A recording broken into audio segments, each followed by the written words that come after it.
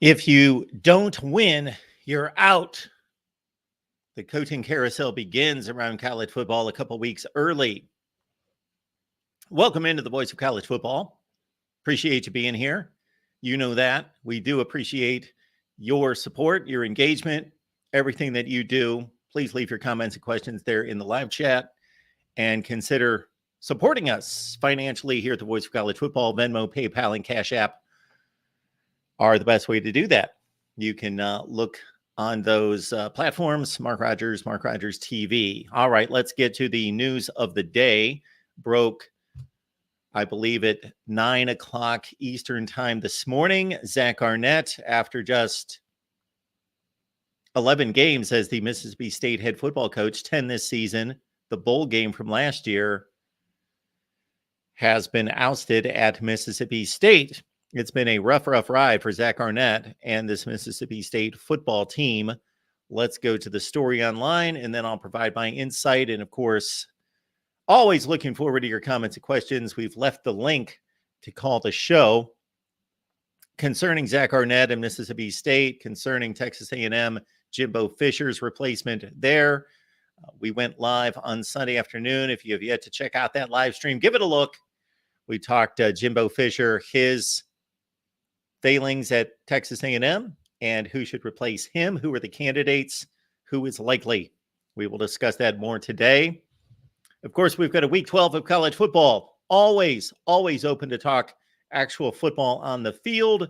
With week 12 approaching, we only have 2 precious weeks left of college football regular season play. All right, let's get to the story first.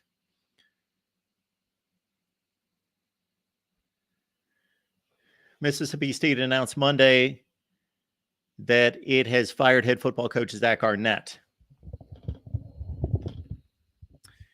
So Zach Arnett was the Mississippi State defensive coordinator for 3 seasons under Mike Leach, and his defenses were capable defenses, top 25 to 40 defenses in the country consistently during those 3 seasons under Mike Leach. And for the Mississippi State brand, for the Mississippi State expectation, it was a successful 3 years. Got off to a rough start in 2020 for sure during the COVID year after Mike Leach set an SEC passing game record, if you'll recall, against LSU and Death Valley, against the defending national champions, most of which had gone to the NFL, of course. KJ Costello coming in from Stanford. Mike Leach, his first game at Mississippi State, God rest his soul, putting up a passing yardage record through the air against LSU, but then the rest of the season in 2020 hit the skids. They did win a bowl game against Tulsa. So anyway, back to Arnett as defensive coordinator, promoted to head coach last December after the sudden death of Mike Leach. Arnett's hiring also came with the school searching for an athletic director, as John Coben had left a little more than a month earlier to be Auburn's athletic director. So Mississippi State right now is 4-6. They're 1-6 in the SEC. They typically play a light out-of-conference schedule, although that Arizona win at home is looking rather lofty at this point. Arizona ascended. Mississippi State has hit the skids, but that was a September non-conference game in which Mississippi State won at home in overtime. But 1-6 in the SEC. I'm trying to think who they beat. Arkansas 7-3. Yes. They've lost 6 of their past 8 games and is coming off a 51-10 loss to Texas A&M. So at least Jimbo went out in style. 51-10 over Mississippi State. So Mississippi State, say what you will about their limitations, the lack of players in Mississippi, not because the quality of high school football is not high in Mississippi. It is crazy good, but just limited population, so limited number of prospects. And, of course, LSU is close by. The University of Alabama is only about a 45-minute drive from the Mississippi State line. Obviously, they're going to go and get whom they want for the most part, and other schools dive into Mississippi all the time from the SEC and grab some of the best players. So difficult situation in terms of recruiting and what you're up against in the SEC for sure. But Mississippi State, over the past 30 years, going back to the early 90s when Jackie Sherrill took over and elevated the program, has been a consistent bowl team, has been consistently a 7 or 8 game winner for 30 plus years. As part of my thorough and continued evaluation, I have determined that a change in leadership is necessary to move our football program forward and position us for the highest level of success, Mississippi State Athletic Director Zach Selman said Monday.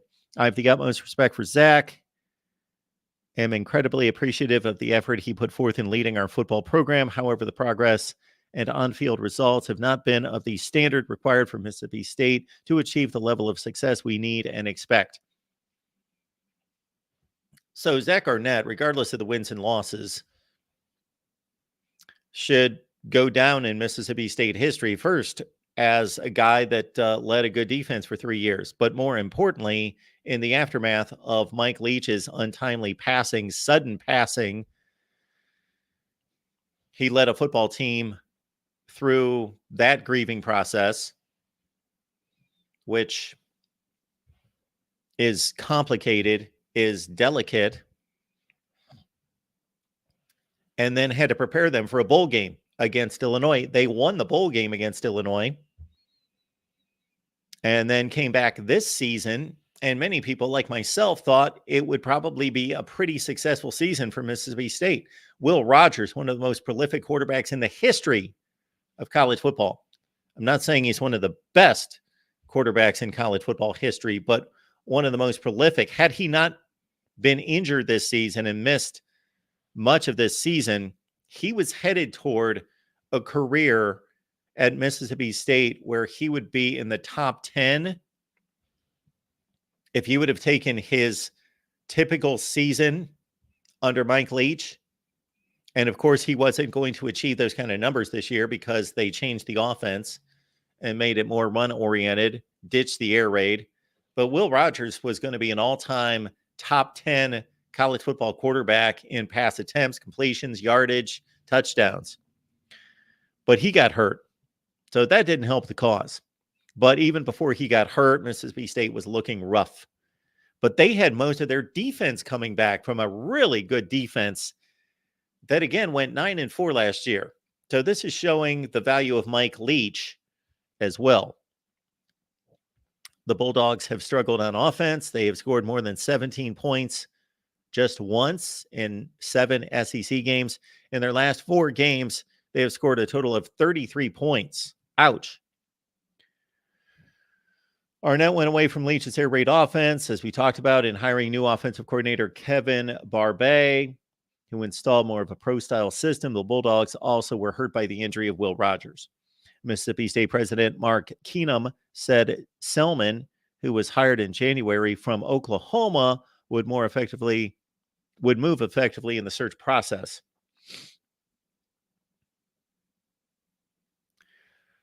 So again, Mike Leach passes away last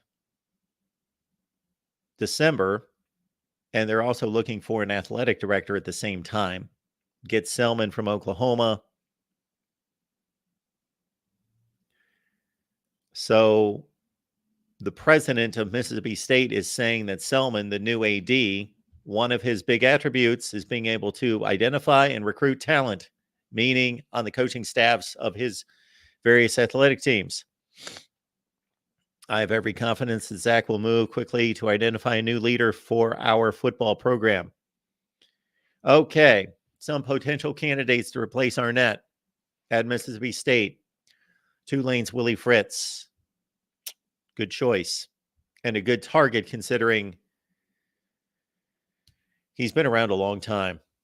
He's built a program at Tulane and built it rather quickly just here in the last few years. So Tulane was barely getting to bowl games, typically going 6-6, 7-5, then had a bottom out year a couple of years ago at 2-10. And then Willie Fritz just bam. The last 2 seasons, of course, they won the Cotton Bowl last year. They're 9-1 this year. He's in the region, and stepping up from Tulane to Mississippi State is obviously a leap that you would think Willie Fritz would take this job. Liberty's Jamie Chadwell, another great target. Consider what he's done at Coastal Carolina, now doing at Liberty. Voila, Liberty 10-0. Not playing the toughest schedule on the planet, but still 10-0. Jamie Chadwell, another tremendous hire, and another, not just a tremendous hire, but a guy that you would think at Mississippi State you could target, and he would be highly interested. And beyond that, would almost certainly take the job. Having a chance to go to the SEC from the group of five at places like Tulane and Liberty to go to Mississippi State. UNLV's Barry Odom. I'm less high on this hire, although we see what Barry Odom's doing this year at UNLV. Barry Odom had a okay, marginal, mediocre run at Missouri. Wasn't given nearly the time that Eli Drinkwitz has been given. And even though Drinkwitz is tearing it up this year at 8-2, we saw what they did against Tennessee. Eli Drinkwitz was a couple games off the Barry Odom pace going into this season and was given more time. Just going 500 every year. Barry Odom was doing a little bit better than that. Now he's got to UNLV, and for a football program that's never won, has been one of the worst football programs on the planet throughout its entire history, has never been good. Never. Barry Odom's 8-2. All right, the guy that always comes up, Kansas, is Lance Leipold. And I got to admit, I got to come up with a pronunciation on his name. It seems like every person pronounces it one way or the other. Leipold. I even watched the game broadcast, and I don't know. I don't remember the correct pronunciation, but I've been wrestling with this since the guy was at Buffalo. And even on the game broadcast, I think I've heard both. And those guys should nail it down. Troy's John Sumrall. Troy, excellent program, of course. With some of these hires, you have to look at their predecessor in connection with the previous coach, how well they built and established that program, transitioned it to the next coach in the group of five situation. So when I see Troy and I see John Sumrall, I think Billy Napier and all that he built there and all that he did there with the Troy Trojans. So is John Sumrall doing a nice job? He's maintaining it. Oklahoma offensive coordinator Jeff Lebby, recently at Ole Miss as offensive coordinator, of course. That would be an interesting hire. He certainly is well regarded, well thought of. Michigan offensive coordinator Sharon Moore, who I believe, based on the reactions of fans that I saw on Saturday and Sunday, and probably most of them Michigan fans, and that's fine. But, of course, we're all biased toward our own teams. But I could have interpreted the response from Sharon Moore. I don't judge it one way or the other, meaning his emotional, I'll keep it in very generic terms, emotional response after the Penn State win. I'll basically say, I'm okay with it. That's fine. That's fine. I would rather have him be a little more classy in regards to his language on national television, but that's me. I'm old school. I'm old fashioned about that. And that doesn't mean cuss words don't come out of my mouth, that I don't allow them on here. Of course. Not of course. I guess I could, but that's not the point. Anyway, he was emotional. And I find it interesting to review and take in fans' response to that versus what we saw with Ryan Day a few weeks ago against Notre Dame. I don't think either one should be really judged. I said the same thing about Ryan Day. You could take that, you could criticize it, or you could get behind it and say, wow, we get to see this great emotion out of the coach. And that means he cares for his players. I don't think it means any of that. I don't think you show care for your players or for your program by being emotional after a game you just won. So that's not proving anything to me. That proves that they're being emotional. And that's fine. Again, it's not a criticism. It's just, I think we've become so far out of whack in the society about looking at people's, not their actions in terms of doing, but their actions in terms of their emotions, and then interpreting it to be something meaningful. Like the guy who jumps around and pumps his fist and screams and beats his chest and gets in the face of another player after he makes a great play, or even nowadays, not even a great play, makes a 5-yard reception, that guy cares, and he's got a lot of spirit, and he cares. He's that invested. Maybe he is, I don't know. But maybe some of the time, well, I guarantee many times those are the same players that are 3 plays later loafing or not running down a play. So the guys to me that are really invested are the guys that come to work every day, and when the cameras aren't on, they're lifting extra weights, they're looking at extra game film, they are consistently there and grinding and going to work. Those are the guys that are invested in care. That's passion. That is true passion. I hear that word. That's where I was going. I hear that word thrown out from time to time. Passion. He's got passion. Well, that's really not passion. That's emotion. What you're seeing there is emotion. You know, I think some of us, depending on your spiritual beliefs, know what the ultimate expression of passion was.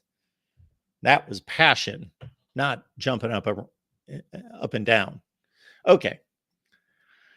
Greg Knox, who was previously an interim coach at both Mississippi State and Florida. Yeah, so Greg Knox, after the Dan Mullen moved to Florida, and then, yes, will be the interim coach for the rest of the season.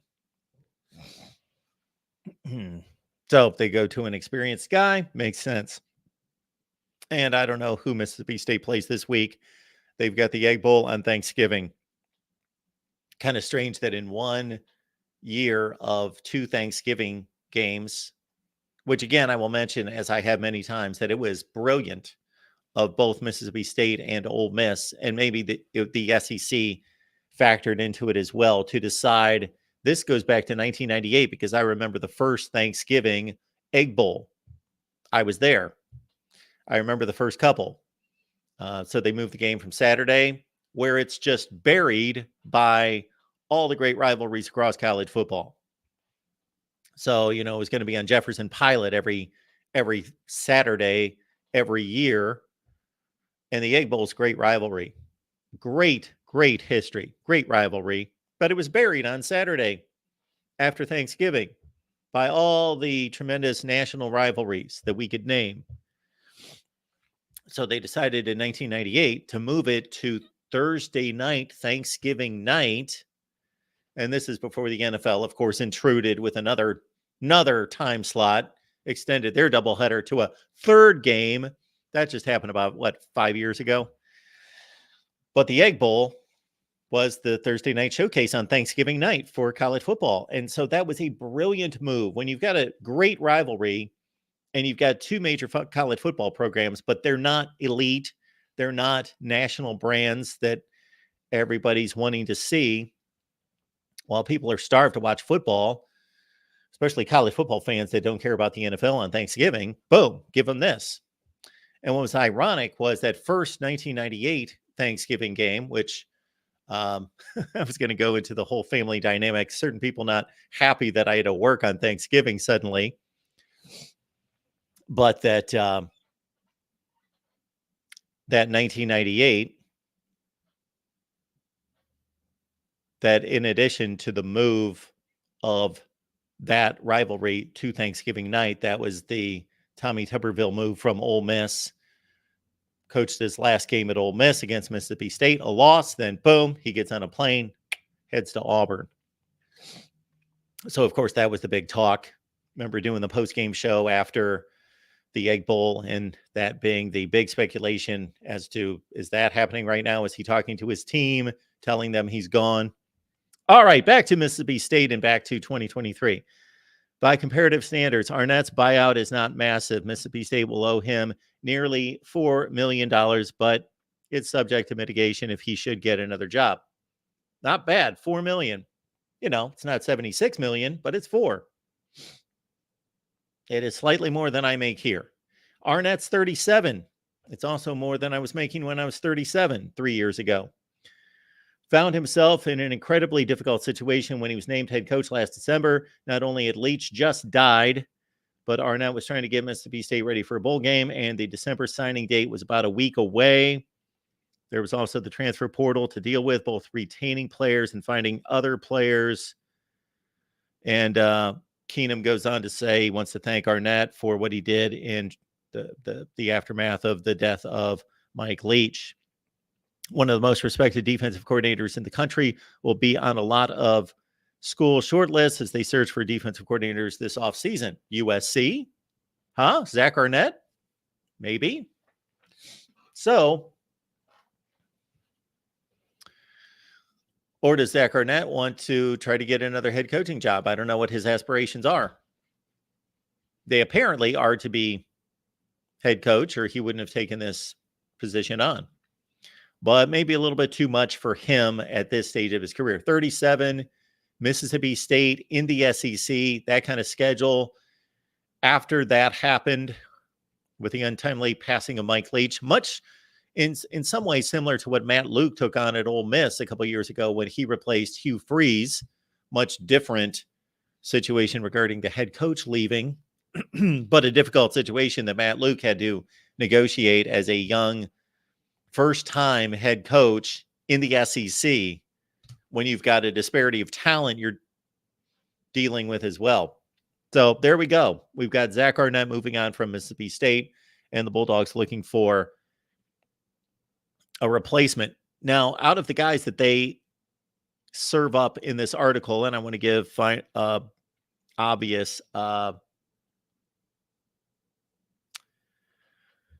want to attribute the work here. Chris Lowe, ESPN senior writer. I believe Chris Lowe, I might be wrong on this. I believe he was with one of the major Mississippi papers, the Jackson paper, the state capital paper, when I was down there. I believe that's the same Chris Lowe. I believe I got that right.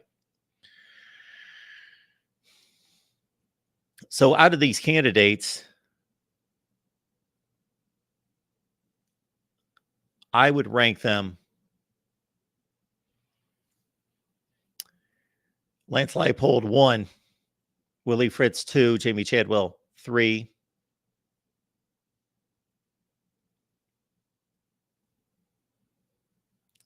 Jeff Levy 4, Sharon Moore 5. I don't really have a strong opinion on John Sumrall, the Troy head coach. All right, let's check out your comments and questions. I got more to say about Mississippi State.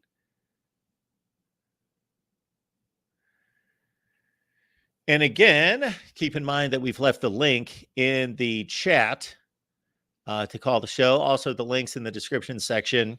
And keep in mind that once we move into the off season, our hope is we've got a lot of stuff to do once we hit the off season, believe me. Wow. And it's not going to be self-evident here on the air, but yeah, a lot personally and professionally to take care of once we get to the off season. One of those things way down the list, but still very important, is a call-in line that we want to be able to coordinate with the StreamYard in such a way that we can take StreamYard calls as well. But we know that many of you would like to call on the phone, and we used to have that option as well, and we will get back to that.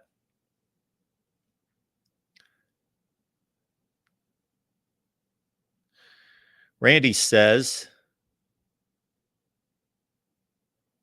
go Dogs from Tifton, Georgia.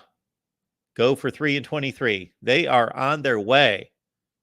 They look like the best football team in America against Ole Miss. As Aaron is saying, A&M players are getting offers as we speak. Tampering isn't real. No. Of course not. Tampering doesn't exist. And it's such a thing. It's such a difficult thing to control. Even if there was an effort to control it, how do you stop tampering? Because if I'm a head football coach and I see that so and so just got fired over here, man, there's a lot of good players there. Texas A&M is loaded with players. Okay, I'm going to abide by the rules, and I'm not going to contact those players directly. What I'm going to do is I know that a number of my players, these guys know each other better than they ever have because of social media and all the camps and everything else going on. They know each other so well that I'm going to have one of my players or many of my players reach out and contact that player. I didn't tamper, and they're just buddies. All right. Got Chris Frazier on the line from Spear Addicts. Chris, what's going on? Well, I was going to hit on the tampering myself. All I can tell folks is that it's 100% real. There's, and I know it's being said jokingly, like they know that it's real, but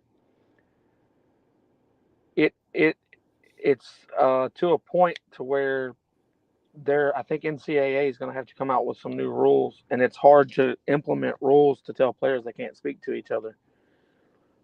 But when it indicates that, those conversations go down as, you trying to get a guy to come to your school, I don't know exactly what the NCAA can do about it, but I don't really care about it. Like, if people don't want to be where they are, then whatever.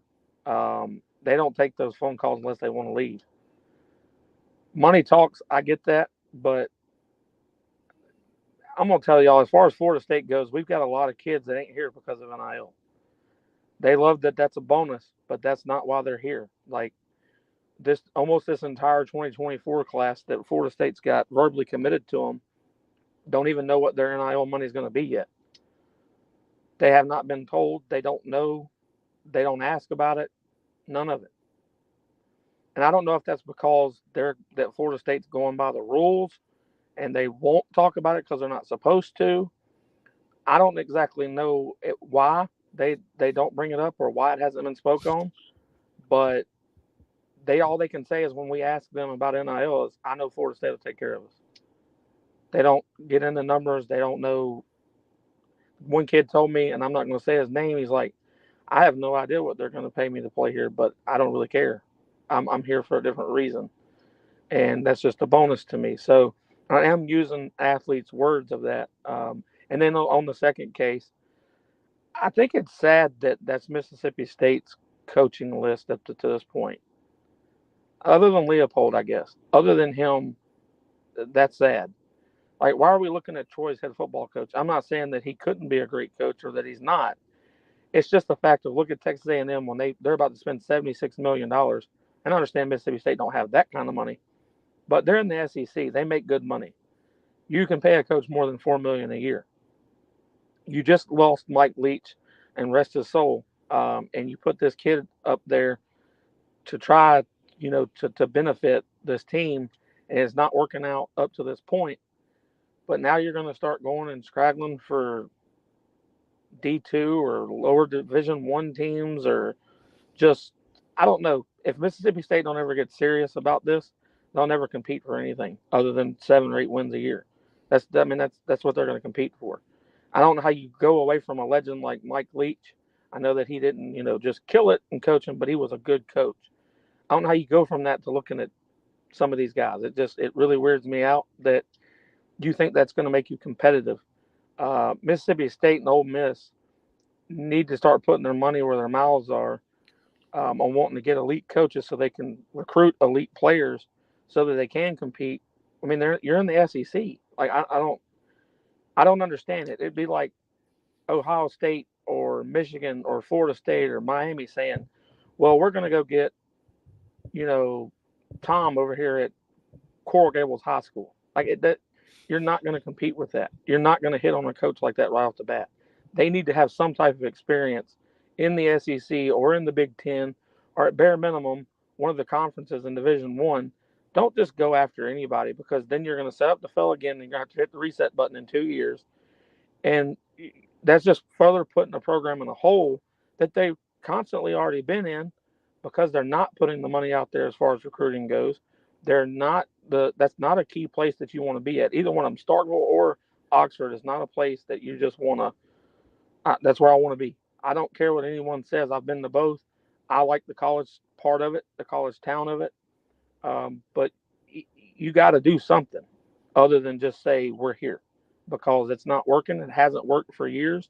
You've got a big name in Lane Kiffin at Ole Miss, and he's having a hard time getting players. So if you go hire a guy that doesn't know how to recruit at all, Mississippi State's going to fall farther and farther behind, and that's just sad for that university, because they at one time had, with Dan Mullen, at least got ranked number one at one point, and that was up and up for that school. And Florida hired him away from there because he was a good coach, X's and O's wise, wasn't a great recruiter. So I don't know. Everybody's got to get in touch with nowadays. This is evolving, and everybody keeps trying the old way and then getting mad when the old way doesn't work.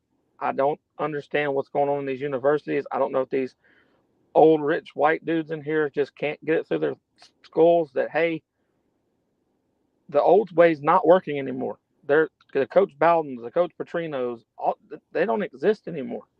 That's not, the loyalty to a program's not there. After Nick Saban, I don't know what this is going to look like as long as he's been at Alabama. So I don't know if you're ever going to have coaches stay more than 5, 8, maybe 10 years at the most, and they're going to move on to something different. I don't like it any more than the rest of the college football, but it is the way that it is, and this is what this is evolving into. These guys are chasing money. They're chasing prominence of possibly winning national titles, and if another school gives them a better opportunity to do so, they're gone. It's as simple as that. And one more thing, and I'll let you talk, touch on base of what Mike Norvell said today about his name being brought up in the coaching search for Texas A&M. He said he doesn't know how these things get out there, and he can't control that. But what we're building here at Florida State is special. And it's funny because 2 years ago, they were using the opposite against him. They didn't know if he was going to be here because he wasn't winning any games. And he told the recruits 2 years ago that, watch, when we start winning games, someone's going to put out there that I'm going to be on a coaching search. And it's going to be they're trying to get, they're going to use this to recruit against me, that they don't know how long I'm going to be here because of how good I'm doing. So it's just funny how these things work. But I'm not interested in any of that. I'm just here to do my job and make Florida State what Florida State's going to be and continue to grow it. So I don't know if he's interested in Texas A&M. It doesn't sound like it, but coaches talk is coaches talk. I don't know how much money Texas A&M's offering people. Don't really care. I don't personally see Mike Norvell leaving in this part of his tenure, because he's just now getting it where it's winning. So I don't see him just bouncing. But money talks. I can't ever just 100% say no, he won't leave, but I have a really good feeling that he's not going anywhere. Yeah, I was just kind of reviewing what Mississippi State and Ole Miss have done in the last, 20, 30 years. Ole Miss has taken a couple shots. So, of course, Lane Kiffin, I'd put him in the big-time coaches category. So they were able to get Lane Kiffin. And then Houston Nutt was another coach who had a great run at Arkansas, was at Boise State, was one of the coaches that lifted that program to what it is today. And so Ole Miss has taken its couple shots at getting that kind of coach. Now, Mississippi State, when I was there covering them, Alabama, Ole Miss, this was 25 years ago. Well, they had Jackie Sherrill, and that's the last time they were able to go get a prominent big-time head coach. He'd been at Pitt, almost won a national championship, Texas A&M, went to a bunch of Cotton Bowls there. But basically, he was on the fringe of NCAA violations all over the place. So he was just looking for a decent job. And so they were able to land Jackie Sherrill. But you're right. Ever since then, even Dan Mullen was only an offensive coordinator, had never been a head coach. Sylvester Croom was an NFL assistant coach when they hired him before Dan Mullen. And then Joe Moorhead was just an offensive coordinator, had never been a head coach. And he was their next selection. So that's kind of where they've gone the last 25 years for coaches. And that's what I'm saying. Like, you keep doing the same thing and expecting a different result. And that's the definition. I don't know if I don't know, Chris, if they're expecting a different result. I think their 8 and 4, 7 and 5 years are good enough for them, and They just want to go to bowl games and cash checks. Well, I've never been part of covering a program that is like that, so that would be, that's just different to me.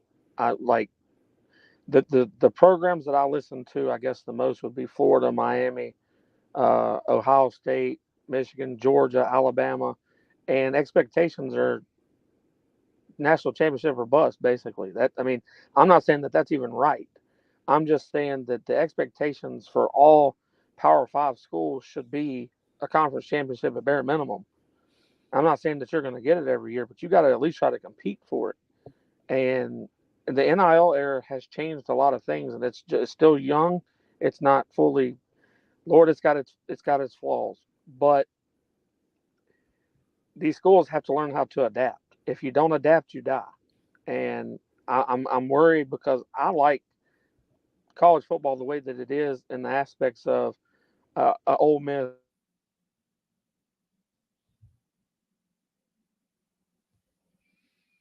Still with us, Chris?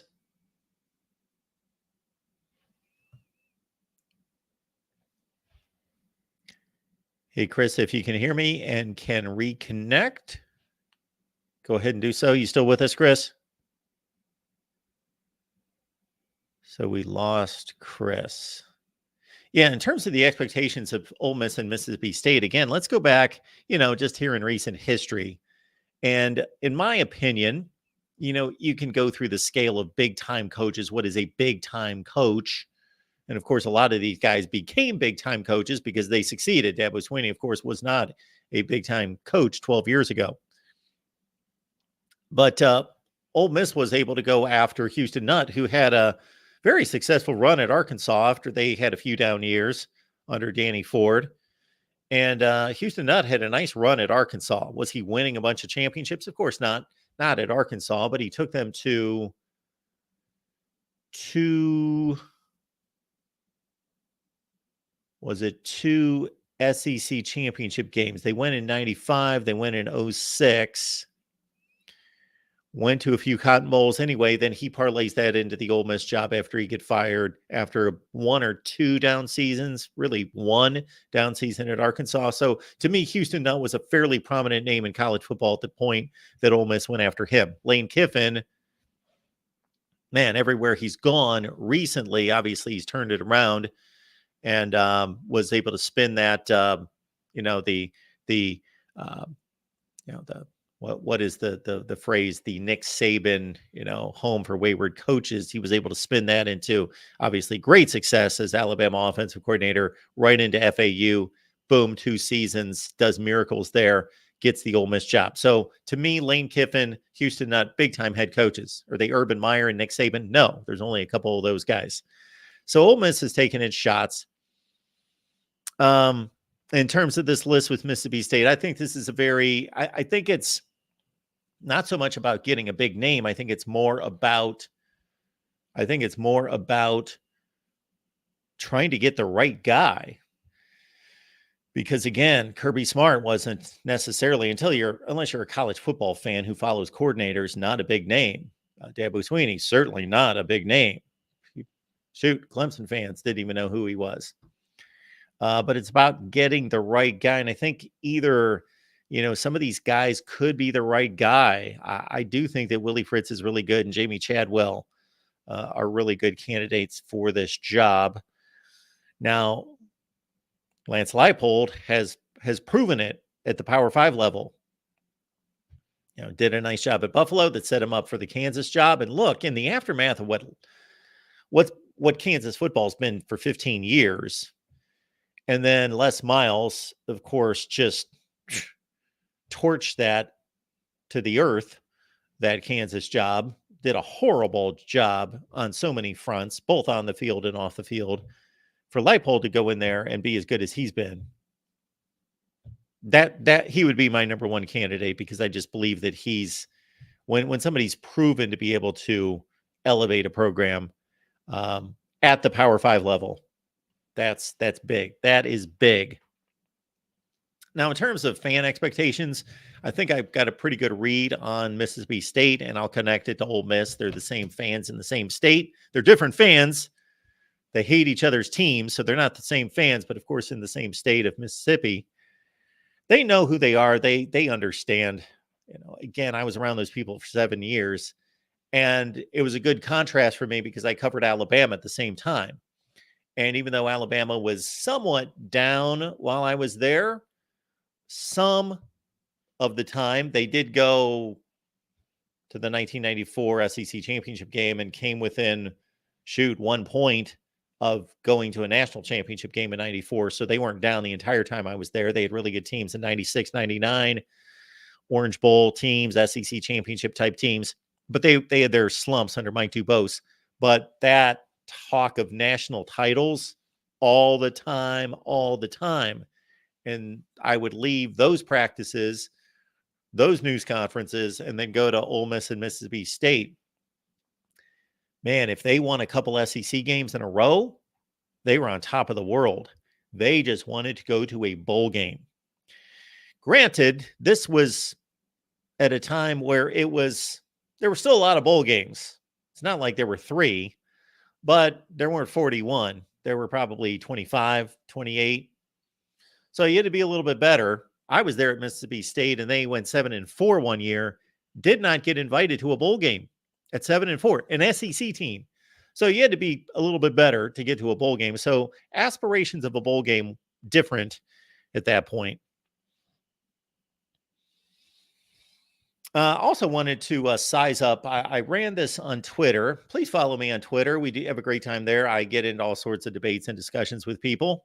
They're usually trolling, and they usually don't make sense, but that's okay.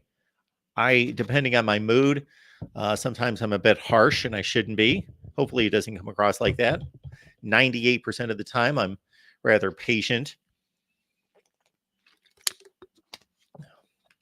I have to understand sometimes that fans are fans. You guys are experts at other things. You guys have like real jobs out there doing like real things. And I'm doing this all the time. So I can't expect fans, although there are brilliant fans out there that know more than I do, that most of them really don't know what they're talking about. But that's fine. It's a hobby. They're just fans. But I posted this on Twitter today concerning this Mississippi State job and comparing it to, because Lance Leipold is being considered for, well, we don't know that he's being considered. He's served up in this list as a candidate.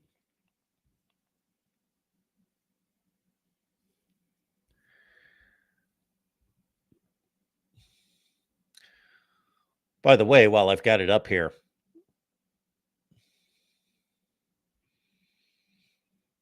that is at the top of my Twitter feed. If you have any interest in feeding children, clothing children, giving them shelter, all of that, consider Compassion International. I've been partnered with them for a long time, like 10 years at least. So it's a great organization. You get to communicate with the children. You can write them letters back and forth, and they write you, and they send you pictures and tell you what they're working on. It's phenomenal. So anyway, a little plug for Compassion International. All right. We also have here, that's our little broadcast. It's going on Twitter right now with all of 2 viewers there. Just started doing that. All right. So the question that I sent out today, Lance Leipold. Again, man, I've known about this guy for 10 years, and we're still in the middle on the pronunciation. I'm gonna pull a Kansas broadcast right after this show and be done with that. All right, he's rumored as a candidate for the Mississippi State job. Rate the Kansas to Mississippi State coaching move. Now, I'm kind of surprised that it's this close. So most people, 42%, or the majority compared to the other 2 selections, 42% say it's a parallel move from Kansas to Mississippi State. Okay. About 30% consider it a step up, 27% a step down out of 132 votes cast thus far. Again, join us on Twitter. Please share your opinion on that. You can also comment, as many people have, because I consider Mississippi State a better job, not by a ton. But Lance Leopold has made the Kansas job what it is today. But let's not be fooled by one season. He went 6-7 last year. Okay, great. Hallelujah. That's awesome. That's a great job. It's not taking away from the job that he did, but that is showing you what near the high water mark is at Kansas. They're 7-3 right now. Who knows? They may have won this last game had they not lost their starting quarterback, who's actually their backup quarterback, Jason Bean. They only lost by a field goal to Texas Tech. Of course, Mississippi State has to face a much more difficult schedule. And people are commenting here. We've got Zach says, Lance has taken Kansas to new heights. They're a consistent 6-8 win team now. Are they really? Well, I don't know if they're consistent 6-8 wins. They won 6 last year and they've won 7 this year. That's 2 years. Mississippi State is a 4-6 win job. When did that start? When has Mississippi State been a 4-6 win job? I'll tell you when. 20 years ago, because Sylvester Croom did not do a good job and because Dan Mullen had yet to arrive. But since the early 90s, Mississippi State has been a better than 4-6 win job. So for the last 30 years. So my response here, you are basing that on less than one season. Mississippi State has consistently fielded a better team since the early 90s, and that covers 6 different coaches. You, sir, are rating coaches. I don't think you're rating the job.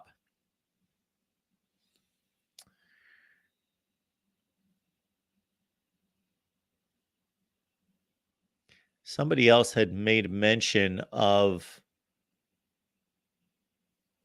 Jay Hawk says he's not interested. Somebody else, I'm not. I don't really care who's interested and who's not. That wasn't the point of the poll. I was looking at rating these programs in terms of coaching jobs.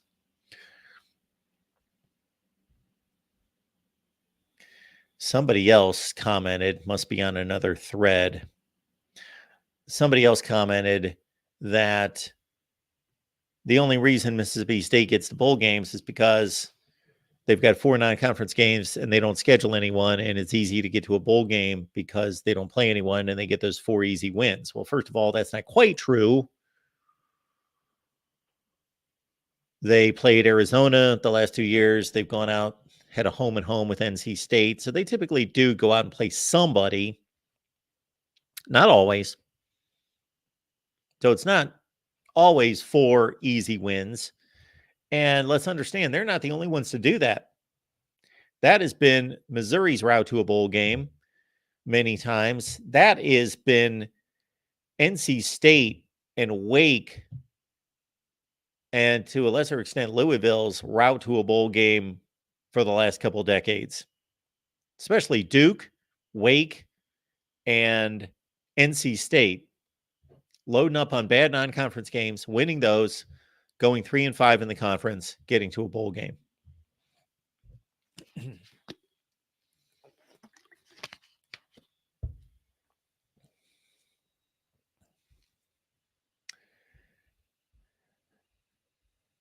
Back in the chat.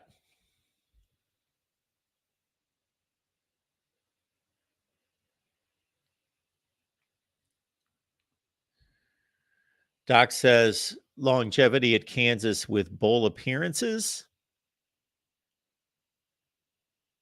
Tough to always get to bowls at Mississippi State. Yet Mississippi State usually gets to bowl games and Kansas does not.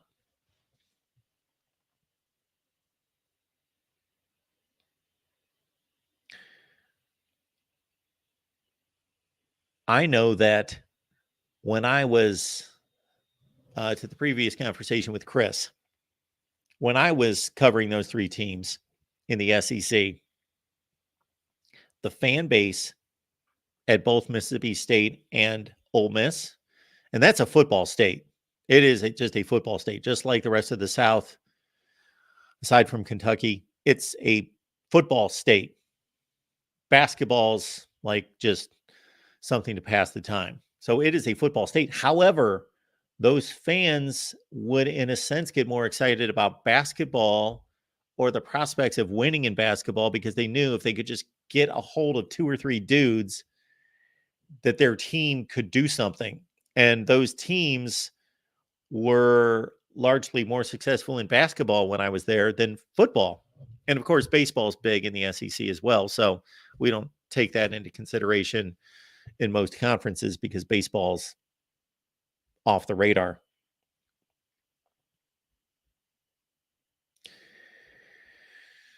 Buck Nuts.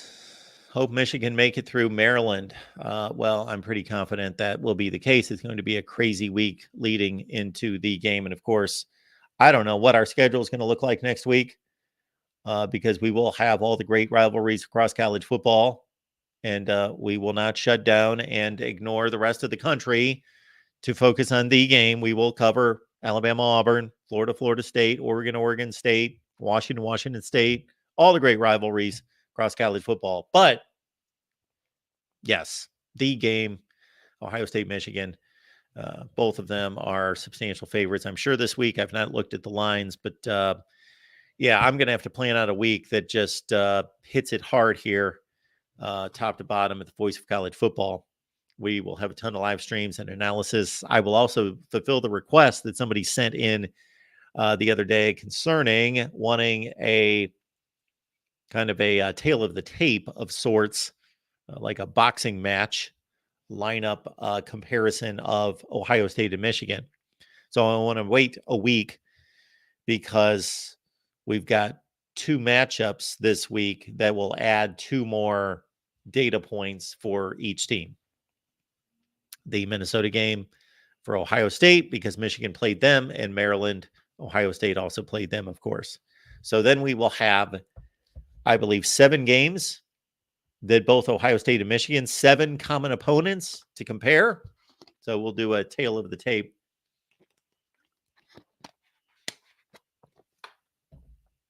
Between those 2.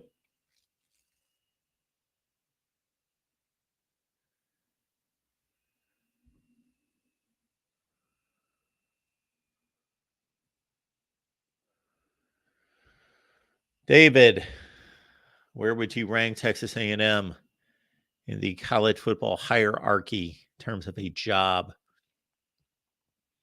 This was asked of me yesterday. And I didn't go through the other jobs, but I just eyeballed it in the lower portion of the top 10. So from a historic standpoint, it's not that high. They've got a lot of history there. They've been playing football forever, and they've got a lot of great tradition. That school has more, quote, traditions, meaning we do this all the time. We do this before the game. We do this at halftime. We do this, we do that. And of course, the 12th man is one of the great traditions in college football. But in terms of on the field, it's not been a strong football school. Hate to say that. I know they have a lot of pride in their football program, but when you don't win a conference championship for 25 years,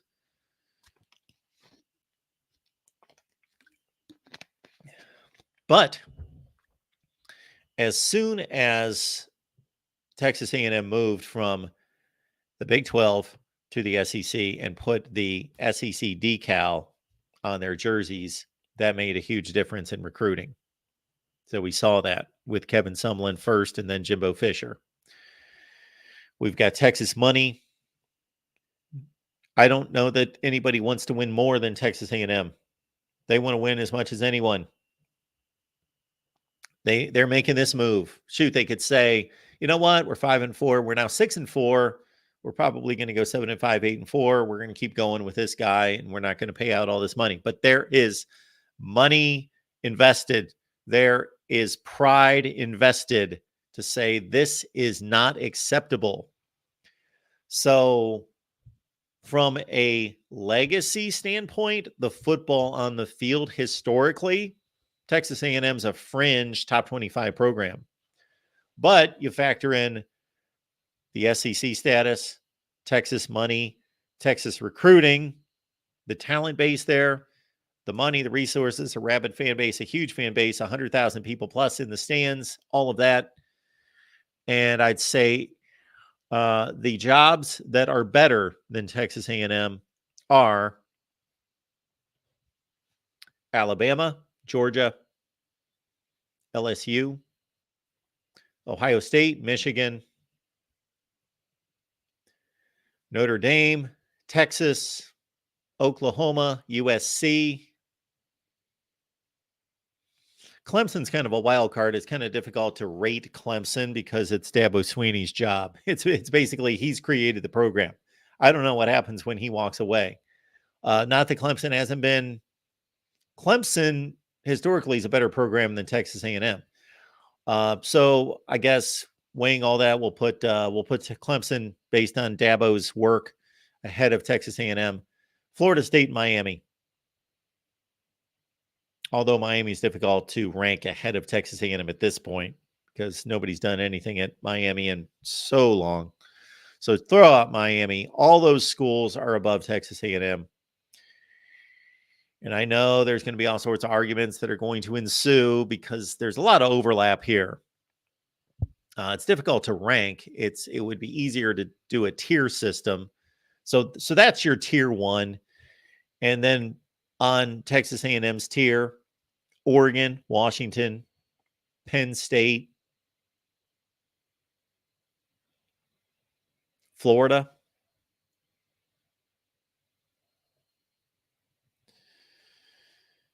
Miami. There you go. The rest of the country below Texas A&M. All right.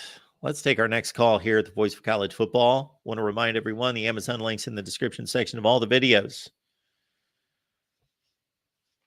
So if you grab the link that we provide and you're shopping on Amazon, you might as well use our link. It's the same shopping experience, exactly the same. Doesn't cost you a penny.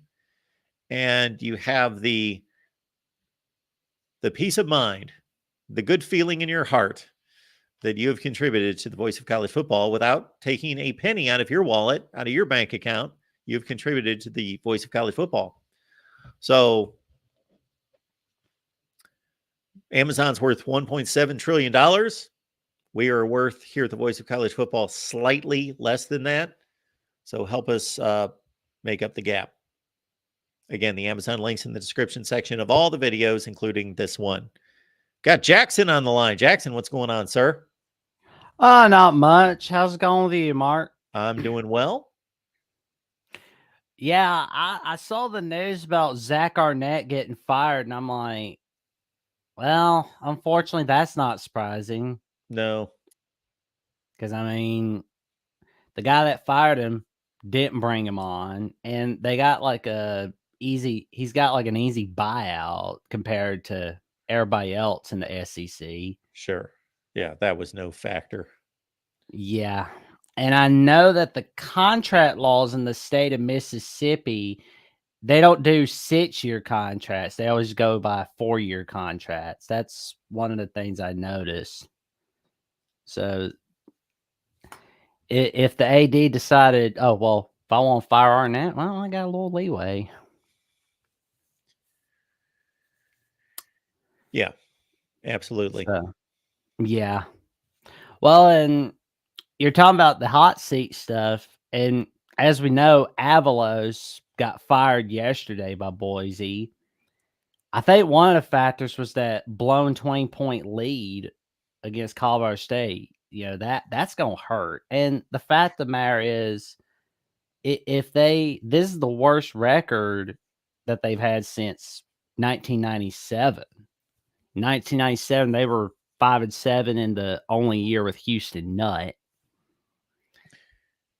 But what's kind of interesting, though, is I'd have to go to the standings, but I believe they're still in the running for a conference championship. They could still win the Mountain West. yeah. Let's see here. They are 4-2, I know, in the conference. So yeah, they're only a game behind Air Force and UNLV, and the wheels are coming off at Air Force. They've lost 2 straight to Hawaii last weekend. No, But anyway, Lord. Fresno State and Boise State are 4-2, along with San Jose State. So you got 3 teams at 4-2, trailing by 1 game. So we'd have to go through all sorts of tie-breaking situations. But a 5-5 team could still win the conference. So wouldn't that be something? They fire their coach, they win the conference. But that's the deal. Well, and I know UCLA fans are pretty unhappy with Chip Kelly. I mean, I know there's like a Locked On Bruins episode saying it's time to fire Chip Kelly. And I saw where somebody on the chat here last night brought up, and I can't quite remember the name, but I'll get to it.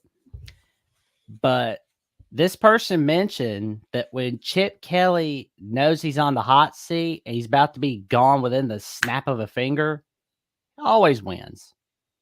But when he knows that he's not on any kind of hot seat, he's losing. And that loss to Arizona State didn't exactly help his case, for sure. No, that's a bad loss. Arizona State was without 14 players.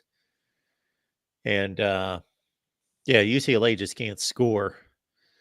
But they've had quarterback issues. Of course, they tried the freshman Dante Moore. He didn't work.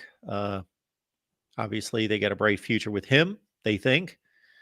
Colin Schlee's not a passing quarterback. And they've had a rough ride the last few weeks. Yeah. I mean, like last week, when I called into the Pac-12 chat show, when Tim, Tony, Rick, and Chris going over UCLA, Arizona State, I was like, I can't quite put my finger on it, but I feel like history's going to repeat itself. UCLA looking up to the USC matchup, and they're at home, and the granddaddy of them all playing an Arizona team. Then they fall apart. I don't know why, but I felt like for some reason that was going to happen, but it did. I mean, he's not going to be able to save himself with a victory over Cal. Once save himself, he's going to have to lead UCLA to a victory against USC at 2:30 p.m. on ABC. So you're predicting Chip Kelly gets fired. That's what it sounds like. I guess we'll wait and see, because it's looking like Black Sunday is on its way in LA. I could be wrong. Surprised. Yeah. Yeah. And go ahead. Yeah, I would just say that he's had 2 really nice seasons the last 2 years. I wasn't that impressed, though, with the 8-4 season 2 years ago. But last season, they were really good. Oh, yeah. They came within about 15 yards of getting to the Pac-12 championship game because they were in field goal range or close to field goal range against USC to kick game-winning field goal, go to the Pac-12 championship game. So, but didn't happen. And he's been there now for 2018 was his first year? Yep, 2018. So we're looking at a 6th season. He's had 1 really nice season, 1 decent season at 8-4, and that's it. The rest of it's been bad. And I could see if he splits these last 2 games, doesn't beat USC, let's say 7-5 is not going to be enough to keep his job.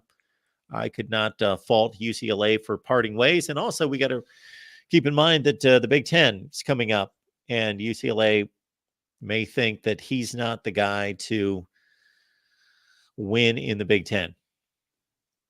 Yeah, they're gonna have to figure out who's gonna be their next coach. I mean, and there's an article that I read yesterday on Saturday Down South from Matt Hayes, and it quoted Jimbo's Fisher firing proves that no coach is safe and no buyout is too big.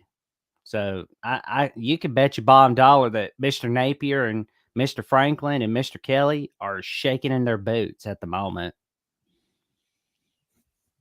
Mr. Kelly, as in Brian Chip Kelly? Kelly. Oh, Chip Kelly. Yes, Chip Kelly, Mhm. of course. And you said Billy Napier, yes. Who else? Yeah. And let me see. I said Billy Napier, James Franklin. James Franklin. Yeah. And it's not who I think should or shouldn't be fired. It's who we know and isn't on the hot seat. Yeah. And the expectations will get higher, especially with the 12-team playoff coming up next year. Especially in SEC Big Ten country. Well, in I a don't think sense, the expectations are easier to achieve, though. Yeah. You got all these playoff spots. But in terms of the buyout comment that you just made about that, I get it. And that's one of the reasons why I responded to a zillion people here the last year and a half or so that Jimbo Fisher is going to get fired if he doesn't turn things around. And I don't think the buyout's a huge deal because look at Auburn. Auburn is paying off Brian Harsin and Gus Malzahn to the tune of over $37 million. Well, Texas pockets are a lot deeper than that. So that in no way did that surprise me. Not that I'm sure they considered it, looked at it. They're not happy about paying out $76 million. And I guess the figure is going to be closer to $100 million by the time you factor in all these assistant coaches. But that's what they're willing to do. And so that's why, these other schools at whatever the price range is should be affordable. Although Penn State, I don't know what their financial situation is because they're going to be in that Jimbo Fisher range and trying to buy out James Franklin. Well, I read the buyout, and I believe it's $44 million for James Franklin. I could be wrong, but I'm gonna check it. I'm gonna double check. Yeah, but certainly James Franklin's been considerably more successful at Penn State than Jimbo Fisher. True. I mean, I like Franklin though. He's a pretty cool dude, but it's just I think the downfall is going to be the expectations, and it is what it is. But we know Jimbo Fisher, he's pretty happy today. He's got that little cigar in the hot tub. Why not?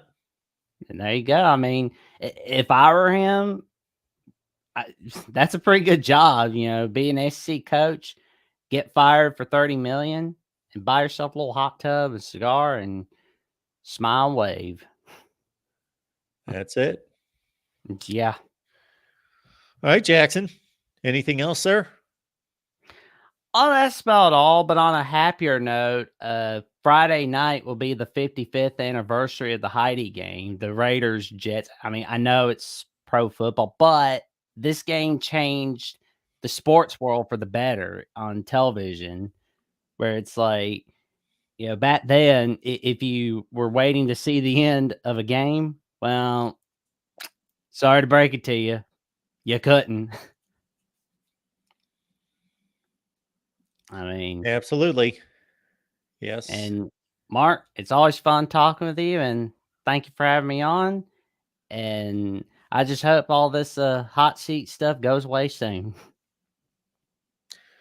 Oh, it's not going away. It's not going to go away. It's not. All right, Jackson. Have a good one. You too, man. All right. We will keep it moving here at the Voice of College Football. Yes, if you're not aware of the Heidi game, look it up. Won't go into that explanation right now, but it's one of the more historic footnotes in the history of the NFL.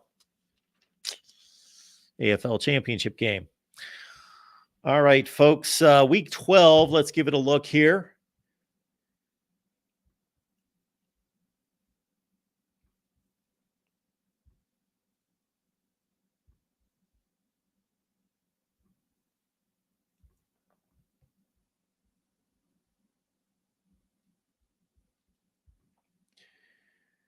Week 12. Action on Tuesday and Wednesday. Thursday, Boston College. They were on a nice little run until last Saturday. Jeff Hafley had them at 6-3. I think that very much went under the radar. But BC became bowl eligible a couple of weeks ago. But man, they got taken out by Chiron Drones and Virginia Tech by 26 points. They go to Pitt.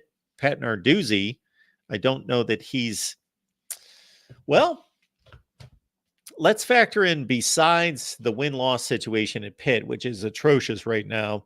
It's only been one bad season, but Pat Narduzzi is not necessarily the most engaging and likable human being out there.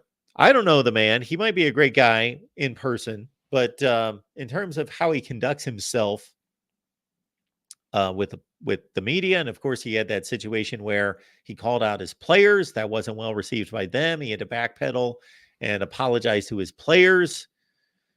There was a lot of, well, I didn't mean that type of statement, making excuses for losing, to say, I love when coaches make the excuse of pointing out all the players that left from the previous season. Well, this is the job. This is what happens in college football. You know, the players move on, they graduate, they go to the NFL.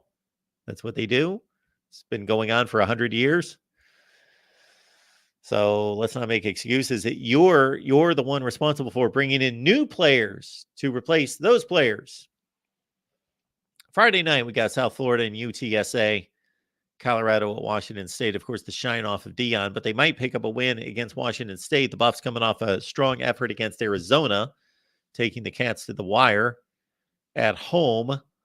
Almost pulled that game out. Didn't quite get it done. Lost on a last-second field goal. So we got Colorado at 4-6. They got a win to get to a bowl game. Washington State, man, they lost another one against Cal. Washington State got off to a great start.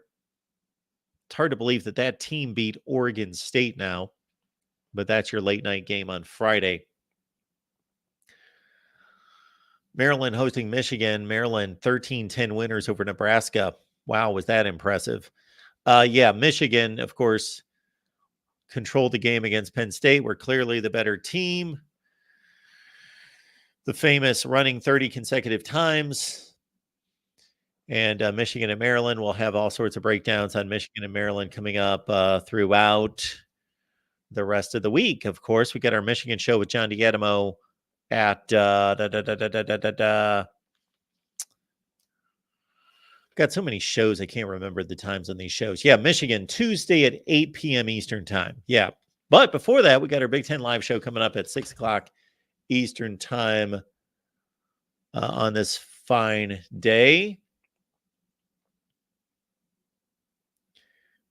It's bye week for the SEC, of course. This is their annual bye week with most of their teams playing no one. Penn State, as I've mentioned before, playing the most meaningless games of any top team the last 5 or 6 years. This is just their plight. Louisville, Miami, big game for the Cardinals as they try to wrap up an ACC championship game bid. They only have one loss. What would the committee do with a one-loss Louisville Cardinal team? All right, Oklahoma taking on BYU. The Sooners need to win and pray to get to a Big 12 championship game. So many people assumed, like I was astounded by this, once the Texas-Oklahoma game was played, that there would be a rematch. It was just like a foregone conclusion with how many people, like, well, I understand the rest of the Big 12 is not that good, but Oklahoma's not some great team. That was obvious the entire season. And Texas has its flaws. Shoot, Texas has barely beaten Houston and Kansas State and TCU. I don't really know much about that Texas TCU game. I did not watch it. I just saw the final score. I'll have to look into that one and see what happened there. But 26-23. There we see Mississippi State hosting Southern Miss, of course, without Zach Arnett. Greg Knox is going to fill in there. Purdue and Northwestern. Northwestern still has hopes of getting to a bowl game. Utah, Arizona. Not a huge game because they both played themselves pretty much out of Pac-12 championship contention, although Oregon still has one loss. Those two teams have 2 losses in conference, so it's mathematically possible, not probable, but that's just a good football matchup right there. Utah at Arizona, that's relegated to the Pac-12 network. before they both go to the Big 12 next year.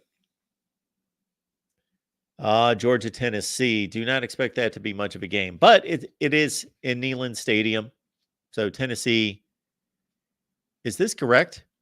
This cannot be correct. Well, okay. Before the new rankings come out, Tennessee still number 13 in the country, despite getting stomped by Mizzou. North Carolina, Clemson. North Carolina has a slim hope of getting to the ACC championship game. Of course, Iowa now has a 2-game lead in the Big Ten West. Listen to this, folks. I added this up in my head last night, tweeted this out. If you look at 2 weeks ago in the Big Ten Western Division, there were 4 teams tied for first place at 3-2. Iowa, Nebraska, Minnesota, Wisconsin, tied for first at 3-2. Okay, Iowa's taking care of business. The other 3 teams have lost consecutive games. So those 3 teams that were tied for first place have gone 0-6. And the teams that they've gone 0-6 against, their record in the Big Ten, aside from those 6 games, is 7-29. That's how bad the Big Ten West is. USC, UCLA, got to see that game at 3:30. I will be locked in on that game. My 3:30, let's see, at noon. At noon, I'll probably watch. I'll start with Michigan, Maryland, and Miami, Louisville. I can only really concentrate on 2 games, so that's a pretty easy decision. The noon window is not that great this week at all. Goodness gracious. It's not. The Fox game is Maryland, Michigan, okay? I'm sure Joel Klatt gets excited about these assignments where he has to watch Michigan play Indiana and Maryland. All right. Anyway, we've got at 3:30, I'll watch Georgia, Tennessee until that becomes a blowout. And I will watch USC, UCLA. Although Clemson, North Carolina, that could be entertaining. As we get to a little bit later, Big Ten Network at 4:00. That's kind of an interesting time for Ohio State and Minnesota to be playing. All right. Did not know that. At 4:00. It's odd. All right. Let's go to prime time.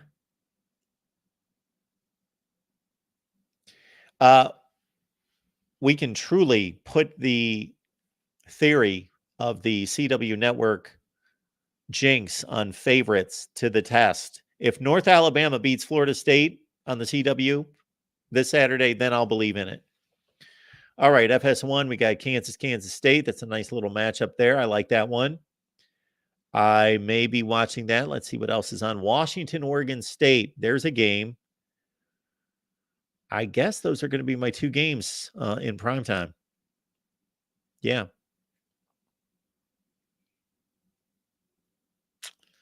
Nebraska, Wisconsin. Nebraska still could win. If they get a loss out of Iowa this week, they could still win the West. Final call of the show. We got to Real MVP here. Hey, Mark, how you doing this evening? Oh, I'm doing well. What's going on? Well, I mean, this isn't surprising to me. Mississippi State was picked last in the West for a reason. I mean, Mississippi State's terrible, Mark. Not a shock to me at all. They weren't supposed to be terrible, though. They are terrible. But there was no reason to believe that they would be terrible. Well, everybody in the SEC media poll had them picked last, so a bunch of people thought they would be terrible. Yeah, okay. Well, they're usually wrong, but they got that one. And I'm not saying that in a mean way. It's just the truth that their predictions through the years have just been awful. But I don't know what I picked them. 6-6. I don't know what I picked them. Something like that. 7-5 maybe. But they had most of their defense coming back in Will Rogers at quarterback. So they should have been better. I think with better coaching, they would have been better. But anyway, proceed. The next point I was going to bring up was Mississippi State's Zach Arnett. The only thing they've accomplished this season is having the most overachieving non-conference win. I believe we lost a real. No, I'm here. Okay. Sorry, I cut out for a minute. StreamYard's having some issues. I'm not sure if you've heard about it. So I Yeah, apologize. yeah. The last couple times I've been on, it has popped up with this notice that says something about Android, Chrome, bug. Google's working to fix it for now. Please ask your guest to blah, blah, blah. Wear a headphone. So it's just, anyway, go ahead. Yeah, anyway, as I was saying, Mississippi State has the most overachieving Power 5 non-conference win this entire season. That's the only thing Zach Arnett has done so far. Yeah, I believe they do. I'll give that some thought, but I'm not coming up with anything else. Yeah, Florida, Utah might be somewhat in that range, but yeah, Mississippi State, Arizona, sure. Well, I said for this year, Mark. I didn't say for previous years. I mean, Oh, that's right. Utah beat Arizona. I was mixing things up. How about South Alabama over Oklahoma State? well, that's a G5 versus a P5 matchup. I mean, that's a little different. That's just embarrassing. But Power 5 and Power 5, I mean. Okay. Yeah. I'm So, not you coming know, up with another one. Just another cap in the feather for what I think is the best conference this season, the SEC. I mean, the SEC, Mark, has the two best teams in all of college football right now, I would say, in Georgia and Alabama. I think if both those teams make the playoffs, I think they meet in the national championship game. I see some confusion in the comments section of how Ohio State can get jumped by Georgia. It's pretty simple. Georgia has a better resume than Ohio State at this point, so they should be number one tomorrow, Mark. Yeah, they do. They do. That's why I've got them number one, because this mentality that once you reach number one, you just stay there regardless of what happens. As long as you win games, you could be playing, the worst teams known to man and be beating them by 3 points, but you just kind of maintain a pole position. I don't know. These people have to get this out of their head. This has been going on with rankings of college football teams for years, where people have this thought that as long as, whatever the preseason ranking is or whatever gets established early in the season, you just kind of stay with it. No, it should be a constant evaluation of the teams.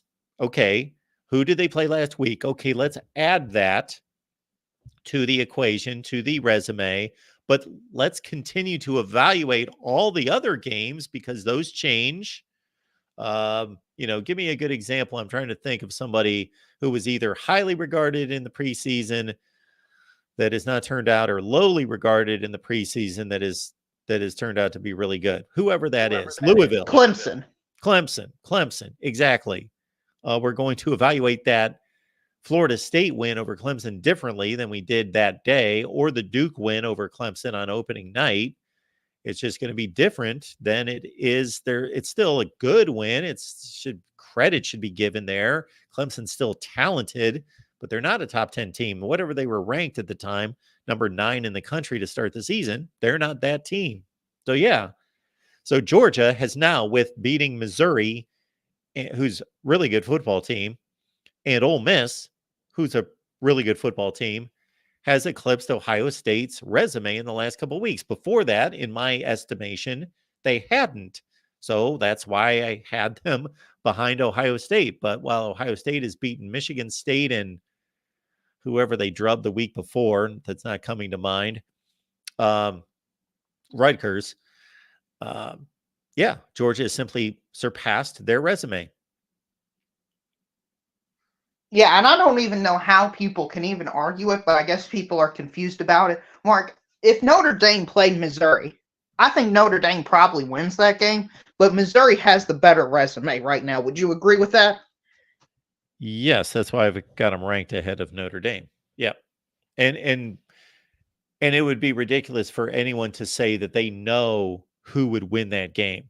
And believe me, we both know that there are people who would say either Notre Dame is going to win that game for sure, or Missouri is going to win that game for sure. Oh, well, that's ridiculous. Those are very comparable teams. We have no idea who would win that game. I'm a little curious because this is how I size things up. Like if we would take Georgia's wins in order of importance and quality of teams, either Missouri or Ole Miss is the best win, right? Correct. Yeah. And because of the dominance of the Ole Miss win, let's put that number 1 and let's put Mizzou number 2. What's their third best win? Is that Kentucky? Probably. Probably Because they beat Florida. Yeah. And then you put Florida next. And we don't need to go through the whole schedule. Just those are I can't think of anybody else that's significant. Auburn's 6-4 now, right? We could throw them on there. So they might actually be ahead of Florida. But anyway, you've got a list of Ole Miss, Missouri, Kentucky, Florida, and Auburn as being significant resume games for Georgia. For Ohio State, you've got, I guess you're going to keep Penn State at number 1 and Notre Dame at 2. Now, I have no issue with, and this is how I evaluated these teams for anyone who's knocking me for dropping Ohio State. I have no issue with saying that Penn State and Notre Dame collectively are 2 better wins than Ole Miss and Missouri, but it's not by that much, number 1. Number 2, Georgia was dominant in one of those 2 games. Ohio State was neither dominant in either one of those games. Now, they took care of Penn State, but they were not dominant in that game. They didn't just blow them off the field. And then after that, for Ohio State, it gets pretty thin. Rutgers and Maryland are 6-4. I think those are the 2. And in my estimation, those 2 teams collectively don't compare to a group of Kentucky, Florida, and Auburn. So there's if anybody wants to know why I ranked Georgia above Ohio State, that's it right there. Right, and I mean, if anybody, for whatever reason, thinks Ohio State is number 1 this week, hopefully next week when Georgia most likely beats the absolute living soul out of Tennessee for their 28th straight win, that's going to be the thing that breaks the camel's back. Wouldn't you say, Mark? I mean, that's got to be clearly the third best win for either team. Yes, that's the third best win for either team. But although it could be argued that Rutgers, depending, but I believe Tennessee's, yes, they're in the third slot for either team. Ohio State's got a game against Minnesota that's inconsequential. They've turned out to be a pretty miserable team. But I will say if Ohio State beats Michigan, then that elevates them. Let's say they both do exactly what we expect this week. Georgia beats Tennessee by, pick your score, 25 points. Ohio State beats Minnesota by, I don't know what the point spread in that game is. It's got to be whatever it was against Michigan State, 30. Okay, again, that's going to be a more impressive win for Georgia and give them a larger gap, in my mind, over Ohio State. But then Ohio State, if they beat Michigan on the road, well, that's going to eclipse all of that. And I'm not ranking them based on just the best win. I just think you put that on top of Penn State, Notre Dame, Rutgers, Maryland, and then Ohio State is number 1. Completely agree, Mark. Completely agree. And I want to talk about that game, Ohio State versus Michigan. Yep. Because I was trying to do some playoff scenarios and stuff, and I'm having a hard time putting 11-1 Michigan team that loses to Ohio State in the playoffs if everything else plays out like they should across the country. What do you think about that, Mark? I would generally agree, because what we're most likely to get is something close to what we expect. So if anybody reasonable would say, okay, this is the lineup of what's going to happen the last 2 weekends of the season, we're going to be about 80% right. We're going to get surprised wherever that is. Is Texas going to lose? Is Florida going to beat Florida State? Shoot, after what we saw Miami do on Saturday, let's not negate that possibly happening, especially in Gainesville. I think that's where they're playing. And so forth and so on. Washington loses, whatever. There's going to be a couple of those, 2 or 3, but we're going to nail it about 80% of the time. So if we've got an undefeated Florida State and we've got even if Georgia beats Bama, knocks them out, and only saves one spot for the SEC, we got Florida State, we got Georgia. We've got a Pac-12 champion with one loss that's played a really good schedule, whether that's Oregon or Washington. And so there's 3 spots already, and we haven't even included Texas. And that's going to be a difficult decision to be made, possibly. And yes, so if Michigan loses that game, sorry, you didn't schedule anyone outside the conference. This is where it may come into play. Don't cancel your non-conference games.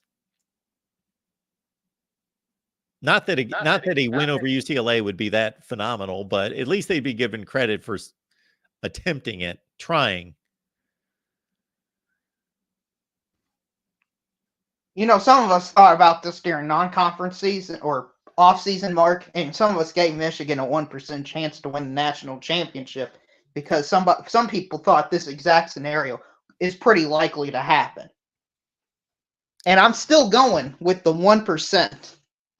Beating Penn State by 9 points in a less impressive fashion than last year isn't going to do anything for me. Mark, have you seen Georgia play? Yeah. Have you seen them play?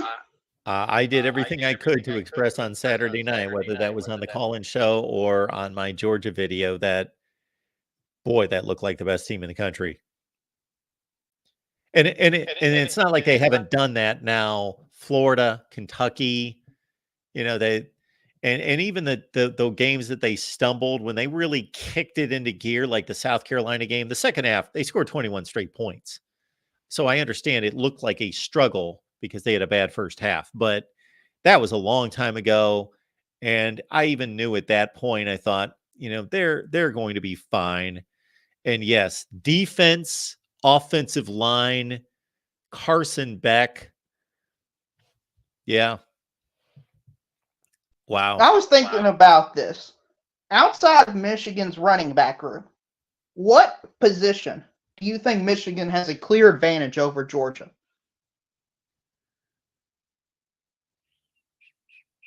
Well, I'm going to make a statement that the running back room doesn't even have a clear advantage over Georgia. I think they're bigger names. That doesn't mean they're better. So, yeah, I'll take Michigan's running back room over Georgia's, but like, I'm not just going to think, okay, that's just a complete decisive victory there. Michigan over Georgia. I'd really have to look at their secondaries. That's probably it. I'll take Georgia's tight end. I'll take their wide receivers. I'll take their offensive line. Quarterbacks, that's a tough call. Of course, J.J. McCarthy can run. Carson Beck's not immobile, but he's not J.J. McCarthy as an athlete. Right, Yeah. but I said clear advantage. I think clear I think advantage. the gap is pretty close between those two. Oh, yes. If they played today, I'm picking Georgia to win. I'll be honest. I think Georgia wins more than they did in 2021. I would take Georgia at minus 23 right now. At what? Yeah, Georgia's just that good. I just don't see how Michigan can move the ball against this Georgia team. Well, I think Michigan. And you know, Mark, when 21. I think Georgia took the foot off the gas in 2021, and I think they want to send a statement, and I think they want to hammer Michigan. I think it could get real ugly. I think it could be like 45-14 type game, Mark. I'm serious. You're laughing at me. People are riled up. But that's how these semifinal games go, don't they? More likely than not, is you have one team that is just clearly better than another team. And please understand, as we're having this conversation, I think you're hearing my voice like a few seconds after I actually speak. So just understand, I think we've got a bit of a reverb kind of delay. But anyway, Oh yeah, we've talked about that in the past, and I think that has been backed up by results. That's also been backed up by the athletes and the coaches more so than anything. When you get when they're actually honest, I've heard it said a few times.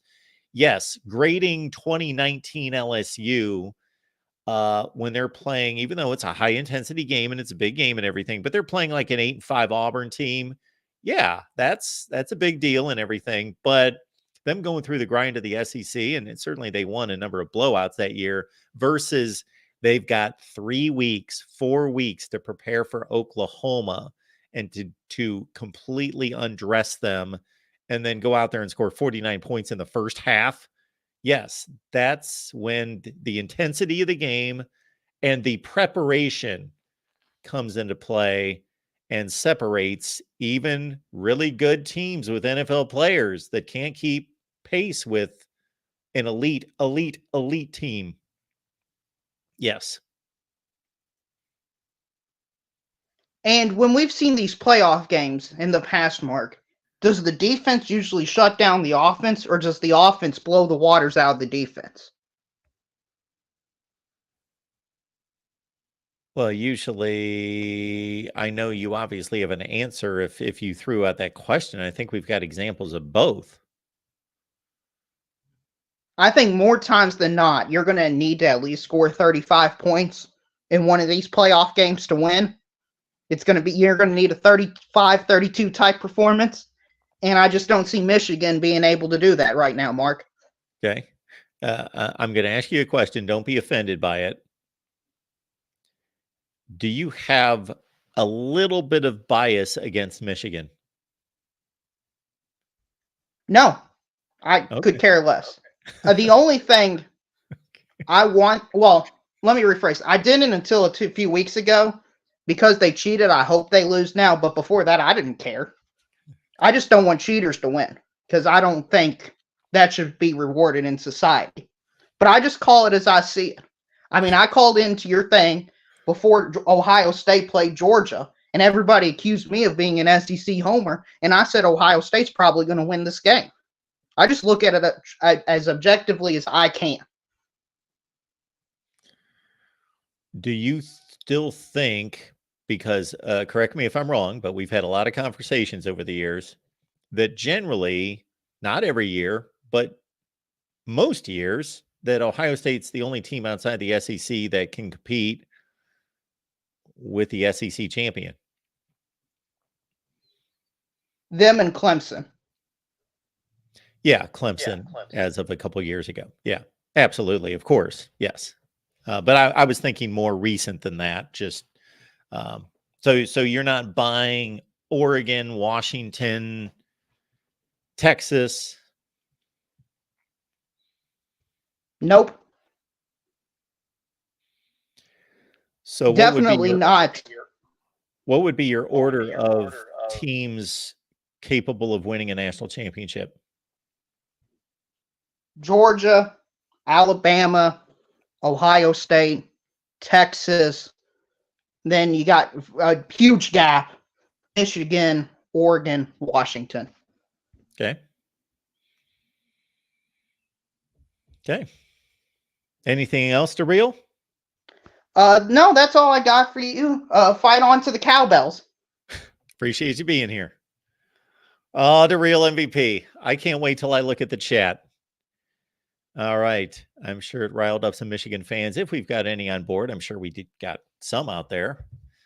But when I go live during the day, I never know who's going to show up for these. And I understand this was not scheduled, but I thought, hey, let's meet our standard, which a major college football coach was fired. So let's go talk about it. So Zach Arnett, I'm guessing that half of you didn't even know who he was, but Mississippi State head football coach fired. We're going live. We're going to talk about that. Of course, check out the live stream from yesterday, Jimbo Fisher, and we addressed that situation as well. We got our last call. I said this about the last call, but this will be our last call. We got Biggs, Mike's on the line, and I'm going to be simultaneously checking out the chat for all the vitriol targeted at the real MVP.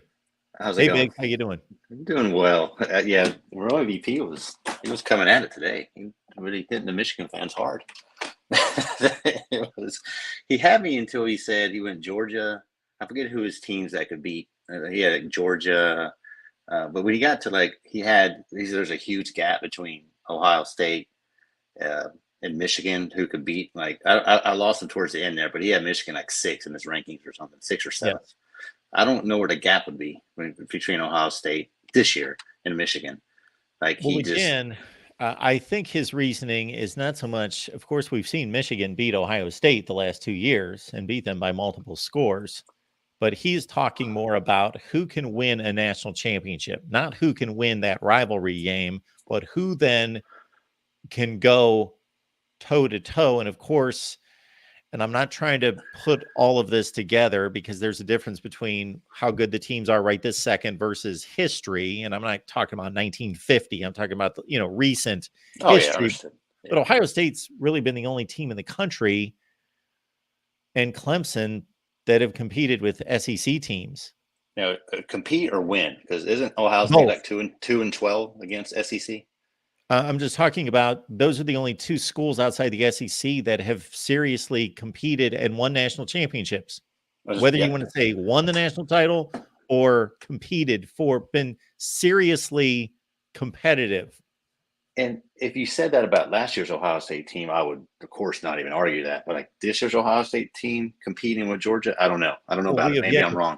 Yeah, maybe I could be completely wrong about it. I didn't think that they were going to compete against Georgia last year, to be honest about it, which, of course, everything comes out of my mouth is honest. I just decided to say that right then because I guess I'm thinking people aren't going to believe me because of who I root for and because Ohio State went out there and took them right to the wire and should have won the game.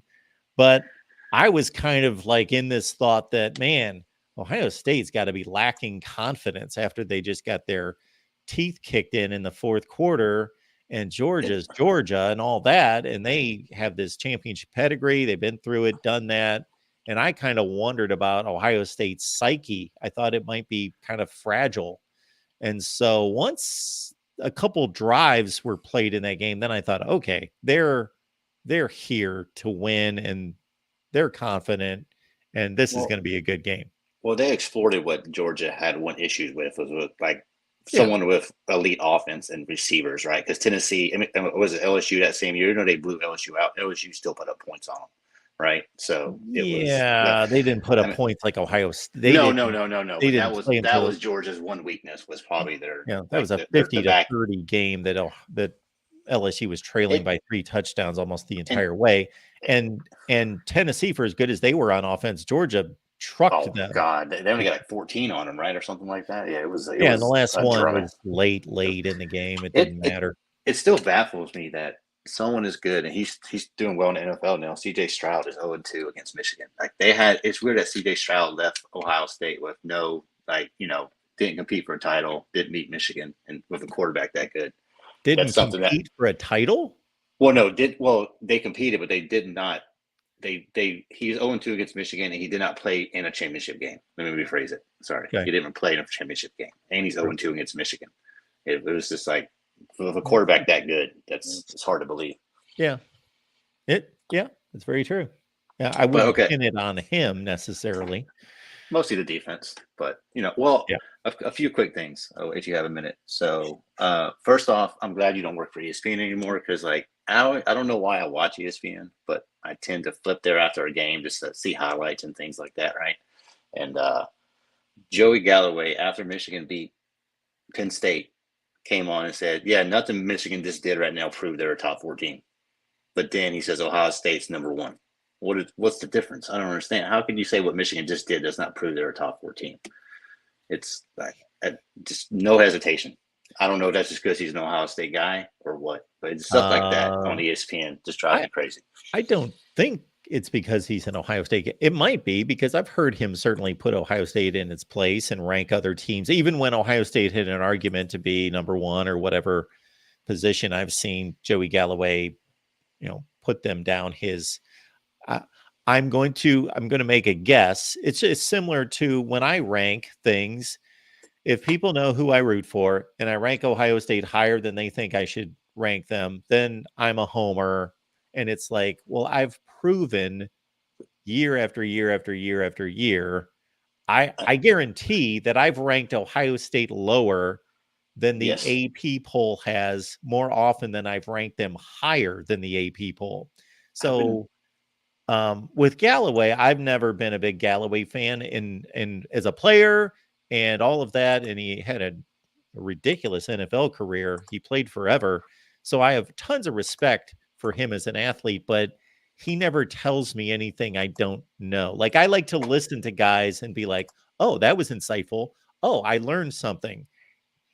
I tend to listen to Joe. I've been listening to you for years, and you, yes, as an Ohio State fan, you are unbiased, like the most unbiased Ohio State fan that I listen to or know. So there's no arguing that on your side. Like, you know, I know you rank Ohio State higher. That's because you truly believe they're higher than that team, not because they're Ohio State, right? So your record is fine on all that. There's certain people, and that was a waste of conversation probably, but it is irritating me that night. Like Michigan went in there, played a gritty game, beat Penn State at Penn State. We all know how tough that place is to play, and then you say, oh no, they didn't do anything to prove they're a top 4 team. But then you have Florida State ranked over Michigan, and I don't think Florida State is a top 5 team. Well, we played this game in evaluating these college football teams where as soon as there's this big buildup for this matchup, and then as soon as one team wins, few people give them credit. It's more about the other team sucks, they're trash, they weren't really that good. And we do that over and over and over. I don't know, really, based on a lot of people's observations, who has any decent wins. Yeah, true. Yeah, it's the Georgia hasn't beat nobody. No one's beat anybody, right? It tends to be the thing. Even when Texas beat Alabama that night suddenly, and then Alabama obviously had a bad game the next week against South Florida. Suddenly, that didn't matter. Yeah. Well, we talked about it last week briefly. Like I told you, I had a feeling the Michigan game was going against Penn State was to go the same way as the Ohio State game against Penn State, and that's basically what happened. It was just 2 defenses going at it, right? And then we had a couple big breaks with Donovan and Blake, and you guys had big breaks with Marvin Harrison. That's basically what happened. Like, it's the same game. It's basically the same game you guys played. Thank you for that. I said that on Twitter. I said that exact thing. I said, this is a carbon copy of the Ohio State win against Michigan, and all sorts of people started to nitpick it. Oh, I understand the score wasn't exact, and you could make little nuanced comments about, yes, it wasn't exactly, but it was pretty close. Was pretty identical. What, y'all guys won by 8 and we won by 9? It's the same game. Yeah, really. Both games were, one team was in the low 20s against the other team that was around 10 or 12, in the low teens. And just the way the game was played, where Penn State technically had a chance to win both games. They were in it technically, but once you got into the second half, in neither game did you have a thought that they were going to be able to do it. And they did the same thing against you guys. They scored a late second touchdown against Ohio State. They scored a late second touchdown against Michigan, but Michigan went to prevent defense and just made them drive 80 yards, right? It's the same thing that happened. Same exact game to the T, really, in my opinion. So and it was a good win any way you look at it. Yeah, absolutely. That defense is sick. That Penn State's defense is so. If they just had like a halfway decent offense, they could beat Michigan and Ohio State both. Just a somewhat decent offense. Yeah, so you're leaning the same way I am, that it wasn't Penn State's defense. So obviously both Ohio State and Michigan had some semblance of an offense in that game. They weren't prolific, but they were functional, where Penn State basically had next to nothing.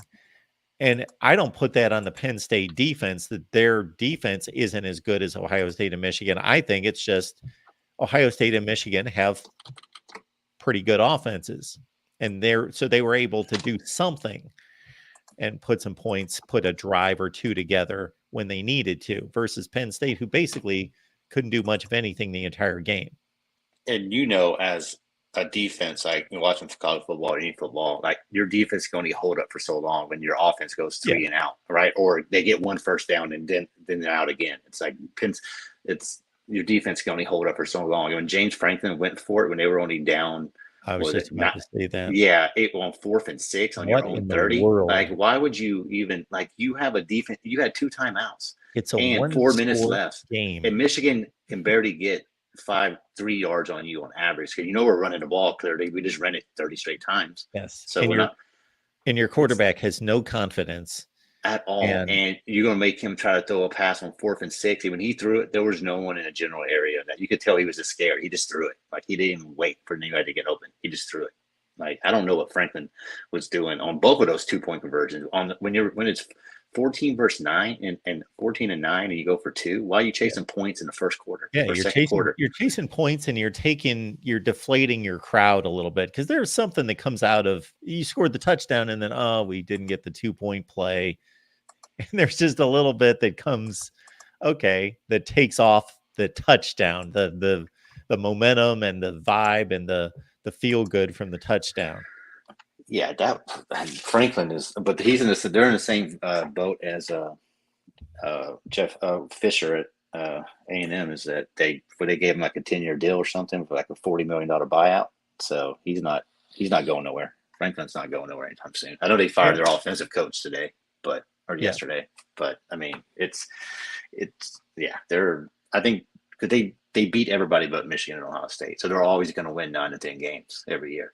Yeah, it's a very odd situation. Now it's going to change with the 12-team playoff, but if you look at since they won the Big Ten title in 2016 and went to the Rose Bowl, well, usually their games against Ohio State and Michigan are even earlier in the season than this Michigan game. So I know in 21 or 22, they had already lost to Ohio State and Michigan by the end of October. Yeah. So they're playing like they're the best team in America that's playing the most meaningless games in November because they're like 7-2 and their last 3 games don't matter, but they're going to win them and go to a New Year's 6 game because they're 10-2. That's happened a bunch of times. I put that on Franklin with their quarterback situation because last year he didn't give him any playing time when it mattered, like at all, right? You know how like Harbaugh let JJ come in every once in a while during like crucial parts of the game. I just get a feel for the intensity of the game, and he did not let Howard play at all. And it's just I think that kid could be a good quarterback in the right situation. It's just I think he's going to be this kind of pinned back at Penn State long as Franklin's coach. So it's going to be tough on him, but maybe not. I mean, he has a lot of talent. It's just you could tell he was scared at the moment, but that's the coach's fault, not his. All right, man. Anything else? Yeah, one last thing. I know you're probably ready to go. So just a quick little touch on the Michigan-Ohio State game, if they're both undefeated. I know last year Marvin Harrison had that one long touchdown catch against Michigan in the first half. But after that, you didn't hear much from him in that game. And I think Will Johnson did a really good job on Marvin Harrison last year. And I think that's the matchup to look for this year is Will Johnson versus Marvin Harrison, because that's who's probably going to be on him most of the game. And that for Will Johnson was a freshman last year. He did a really good job on Marvin. Now, you can't stop Marvin Harrison. You can just hope to contain him. But I think that's the key matchup right there. I mean, I don't know your thoughts on that, but Will Johnson's really good cornerback. He's a first-round pick for sure. Absolutely he is. And he, of course, came as a 5-star and was a lot of expected out of him. But I think from what I know, they brought him along. He didn't play right away, but they got him into games and they kind of progressed him. And as he continued to show that he was up to the challenge, and then by the end of the year, you're looking at a top flight cornerback. Yeah, that'll be a heck of a matchup for sure. Yeah, I'm looking forward to. Oh yeah, by the way, ESPN's talking about A&M should get Deion. Did they not?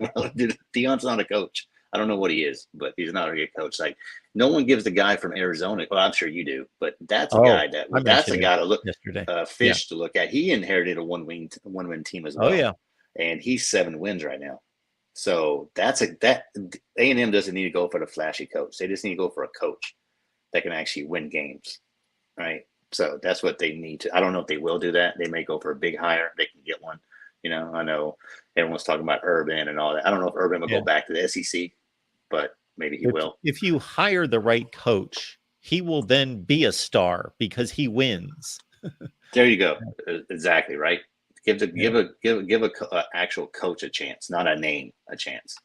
So, but should be pretty good. Well, I appreciate you taking my call as always. Thanks, Always Biggs. good chatting up with you. Yeah, and you absolutely. enjoy your day.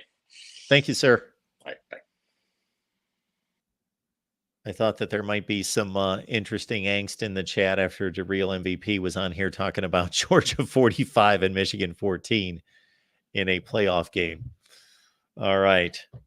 We will see. It's going to be played out. The only thing that we won't see is there could be a couple teams left out of the playoff that we think, okay, and not that the committee's going to make a mistake. I'm not saying that. I'm saying that if Alabama loses a heartbreaker to Georgia, then I'll probably go into this playoff thinking, based on talent, ability, all of that, Alabama should be in this playoff. But you got to earn it. You got to win on the field, and they lost that game against Texas. So that could come back to bite them, of course. Georgia's going to be an interesting one if they continue to roll. And then if they lose a heartbreaker to Bama, then that could be the SEC's route to 2 teams in, possibly. Yeah, that could be like a Florida State, Alabama, Georgia winner of the Big Ten deal. And can you imagine if the Pac-12 gets left out again, despite all the ability there, all the talent, the quarterbacks, the really good out-of-conference play? Although not enough good matchups out of conference. It's not like we can say Washington, Oregon, maybe a Utah beat Oklahoma, and they beat North Carolina, and they beat, not selling North Carolina as a great team. I'm just saying I'm not going to pick the very best teams in the country, but their out of conference wins are against top 15 to 20 type teams. But Washington beat Michigan State. Oregon beat Texas Tech. USC got drubbed by Notre Dame. Utah beat Florida. Like, I credit the conference for winning the games that were scheduled, but what does that really prove? That Oregon can beat Texas Tech by 1 score? That Washington can drub Michigan State just like a bunch of other teams? Washington did to Michigan State what Ohio State and Michigan did to Michigan State. Florida, they're losing practically every game in the SEC. So maybe my evaluation of the Pac-12 is coming a little bit back down to earth. It's a great conference, exciting, fun to watch, quarterback play. But at one point I thought that it was practically criminal if the Pac-12 champion didn't make it into the playoff. Now I'm thinking less in that direction. I'm thinking the more I see Washington just go out there and mess around with Arizona State and Arizona and some other teams that they didn't look at, Stanford, kind of thinking that the 4 best teams in the country are in the Big Ten and the SEC. All right, folks, appreciate you being here at the Voice of College Football. And we're going to be back here at 6 o'clock. So in like 3 hours, you're going to have to look at me again, unless you just listen. Just listen to the call-in show. You don't have to take part in me, because 8 hours a day watching me has to be pretty brutal. So, just listen. All right. We'll be back here at 6 o'clock Eastern time for the Big Ten live show. I host from 6 to 8, John D'Adamo at 8 p.m. Eastern time. Then we've got the USC show. So at 11 o'clock Eastern, 8 Pacific, Tim Prangley, Matt Zemek, and myself with Tony Siracusa to give us the UCLA breakdown. One of my favorite rivalries in college football. The most beautiful rivalry. The most beautiful game. Not necessarily this season because they're playing at the Coliseum. But when they play at the Rose Bowl, I am telling you, I will not have this argument with anyone. Because I'm not going to listen to anyone. You put that USC uniform against the UCLA uniform on the Rose Bowl field, that baby blue sky, with the San Gabriels behind the outline of the top of the stadium. It is the prettiest setting in college football with those two teams on the field. All right, folks, appreciate you being here. Big Ten Live coming up at 6 p.m. Eastern Time. Make it on back.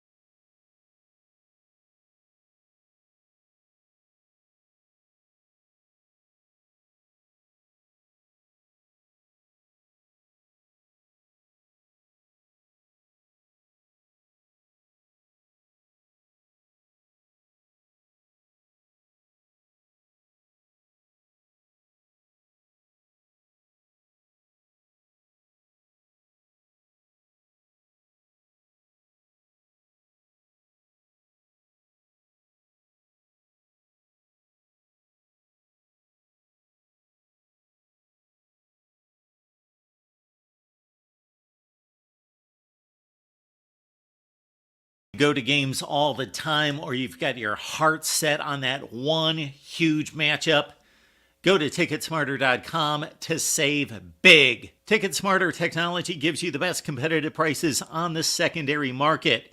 Your purchase price is safe and guaranteed. Use promo code BIG, B-I-G, to get $10 off of any purchase of at least $100, or the promo code BIG20, BIG20, to get $20 off of any purchase of at least $300. Use the promo code as many times as you'd like. There is no limit. Get in the game with ticketsmarter.com or the TicketSmarter mobile app. Think smarter, Ticket Smarter.